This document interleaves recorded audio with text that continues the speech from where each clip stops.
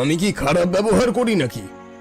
তা করো না, কিন্তু পায়েলের মতো মিষ্টি ব্যবহার তো এই অঞ্চলের কেউ করে না।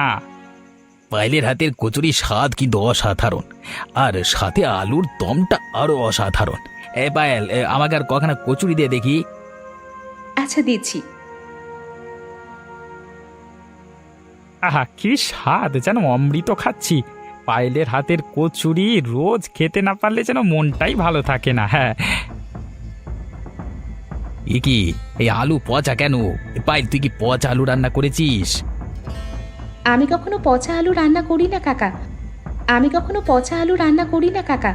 আপনাদের সামনেই তো আমি রান্না করলাম। কিরে পায়েল, তুই কি 2 নম্বরই করা শুরু করে দিলি নাকি? এইসব আপনারা কি বলছেন? আমি কখনো অন্যায় কাজ করি না। তোকে আমরা বিশ্বাস করতাম রে, আর কখনো তোর দোকানে আমরা আসবো না। সবাই এখন চলো চলো, এখানে আর কোনোদিন আসবো না, চলো। যাক, অবশেষে কাজ হলো। বেয়াদব মেয়ে, তুই আজকে এই বাড়ি থেকে বের হয়ে যা। তোকে যেন চোখের সামনে আর না দেখি আমি। তুই যদি এই বাড়ি থেকে নিজে নিজে বেরিয়ে না যাস, আমি তবে তোকে ঘাড় ধাক্কা দিয়ে বার করে দিব। তুমি এইভাবে মেয়েটাকে বকছো কেন বলো তো? মানুষের ভুল তো হতেই পারে।